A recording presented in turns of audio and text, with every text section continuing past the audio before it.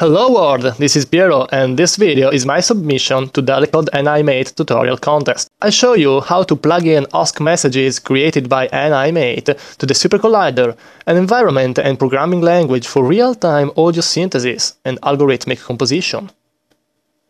Basically, we'll figure out how OSC messages created by NIMate on the basis of body movement recorded by a Microsoft Kinect are received by the SuperCollider and then used for real-time audio generation. As an example, a simple theremin will be created and shown in action. First of all, we have to start with the SuperCollider and NIMate applications. Note that I'm using an Ubuntu Studio operative system, but as both the applications are portable, the same thing can be done in Windows or macOS. Well, we'll first check how to configure NIMate. That's a quite complete application, letting you using MIDI or OSC messages and choosing different scales or offsets for them. Very interesting features are also the different formats available, together with a native calculator for velocity and joints orientation. Those are all additional degrees of freedom. As you can see, I'm quite settled with the full skeleton messages.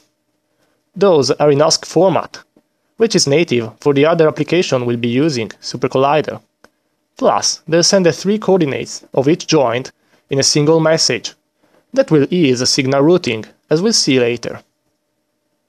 NIMate saved my previous settings.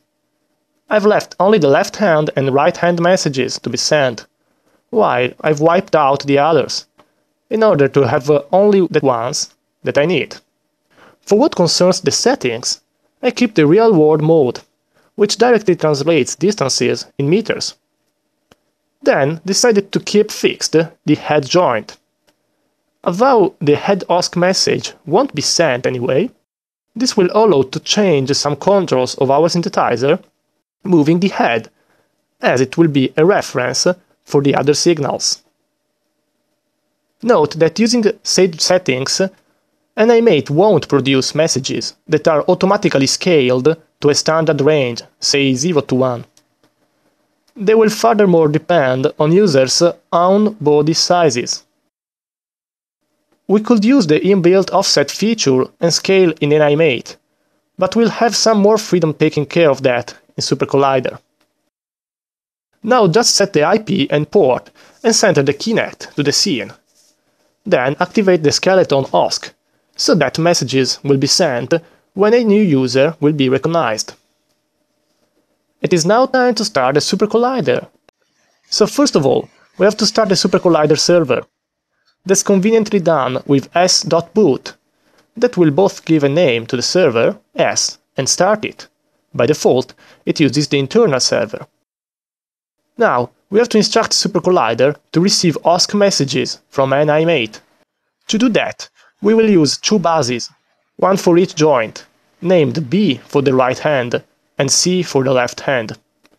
They will work on the server S and feature 3 channels, as every OSC message has 3 coordinates, X, Y, and Z.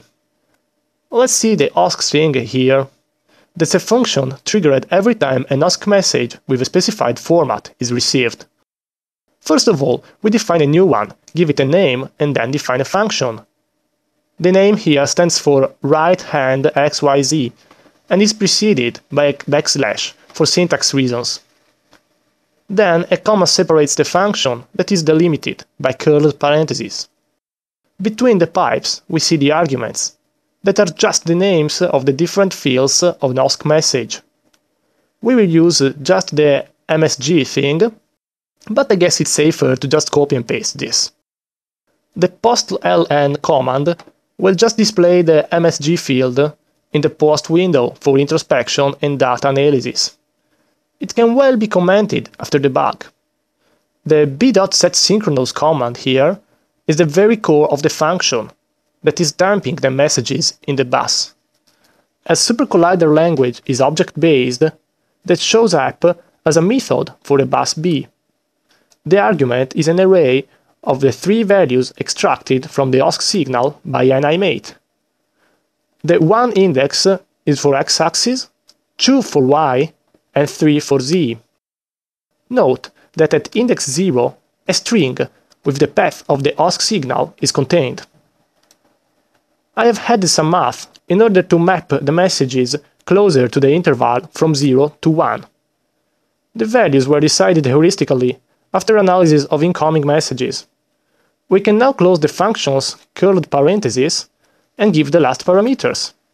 The path, that we can just copy from NIMate, the source ID, that we can conveniently set to nil, which means nothing, the port, that we'll also copy from NIMate. Close parentheses and semicolon, it's done. The following OSCdef is the same thing for the left hand. Remember to change name and OSC path. Furthermore, you will want to add an offset to the x-axis, as, being on the left of the head, the left hand usually produces negative values on x. The following commands will enable our OSC managing functions. As we've just got our data conveniently stored in buses, we can use them to control a simple instrument. By convention, we set up a theremin using the synthDef. As we have already seen, it's basically made of a function with an audio output. So, let's start with the curled parentheses and write the arguments between the pipes. We'll use two three-dimensional arrays called after the ctrl left and ctrl right. That's because after building the theremin, we'll put the messages coming from left hand and the right hand buses as those arguments. Then we define some variables. F for frequency. A will be our audio out. Vibrate and tremrate will be the rates of vibrato and tremolo effects. We then give a value to F, vibrate and tremrate based on control arguments, addr on hands positions. F will go exponentially from 100 to 1000 Hz, with ctrl right moving from 0 to 1, which is the right hand x. Vibrate is defined similarly, but going with left hand x. Tremrate finally will have a linear mapping, just multiplying by 100 left and y values. Now to describe A as a theremin sound output. That's basically a sinusoidal oscillator based on frequency f with a vibrato effect.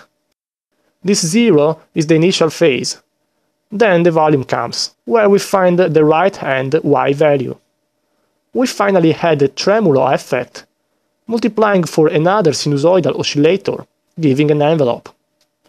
Note this is a kr signal for control rate, as opposed to AR for audio rate. The difference is in the signal frequency. .AR gives 44.1 kHz. .kr a maximum of 1000 samples per second, so useful for giving controls.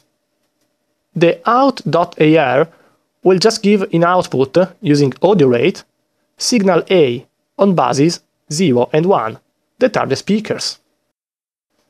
We end up creating an instance of our SynthDef, naming it X and mapping its arguments ctrl right to bus B and ctrl left to bus C.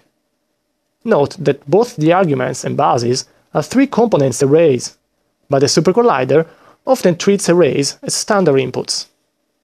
The last lines are added in order to clean up all allocated things when we don't need them anymore. But now we have to test our program. So let's see our little theremin show.